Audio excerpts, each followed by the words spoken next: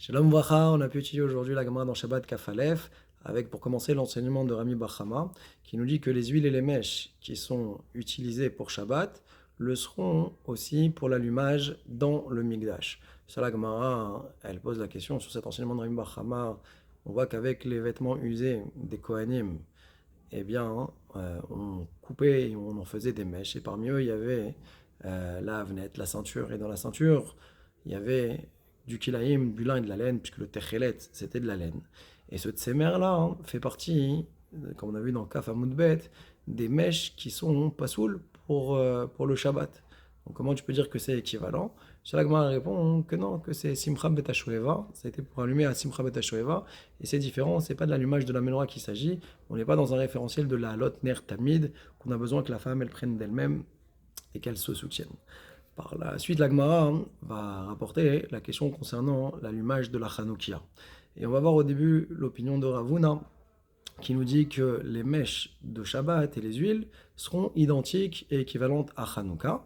Et Rava explique ce que dit Ravuna en pensant que lui il dit que Kafta Zakoukla. Parce qu'il y a une règle que si jamais les bougies s'éteignent, alors il faudrait les rallumer. Et on va se prémunir d'allumer avec des mauvaises mèches ou des mauvaises huiles pour que ne pas être tenté de peut-être être fautif et de ne pas faire l'effort nécessaire d'aller rallumer les bougies. Et cette règle-là, elle est vraie, que ce soit pour Shabbat ou bien pour la semaine.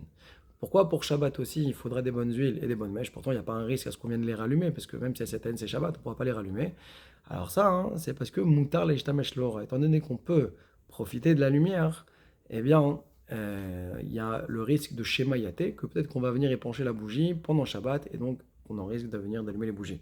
Ça, c'était l'opinion de Ravuna. On a vu ensuite l'opinion de Rav Frisda, qui lui, il dit que les mauvaises huiles, on pourra les utiliser en semaine, d'accord?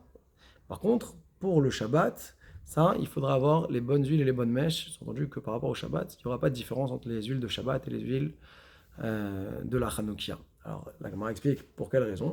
C'est parce que lui, il pense que Kafta, Enzakoukla, que si jamais les bougies sont éteintes, eh ben, il n'y a pas besoin de les rallumer. Mais par contre, Moutar l'ishtamesh leora. On aura le droit de l'ishtamesh leora, de profiter de la lumière.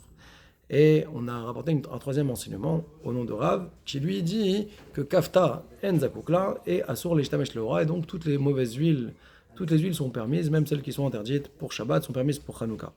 Dans la Gemara, par la suite, on va voir l'enseignement d'une Braïta qui nous dit que où est-ce qu'on aura le devoir de mettre la mitzvah de la Hanoukia. Alors ça, on la met Bepetach Beto, on doit la mettre à l'entrée de la porte de la maison. Et également, si jamais on habite en étage élevé, alors on mettra à la chalon, sur la fenêtre. Et si jamais on est en période de sakana, le jour où les goïms font leur avodah zara et que c'est interdit d'allumer des lumières à la maison, alors ça, même de pouvoir le mettre sur la table, ça sera suffisant. Et c'est ça le chidouche, c'est que même sur une table, on pourra allumer des nourettes de Hanouka et pas seulement quand il y a le pirsou menissa à l'extérieur. Chazak Baruch.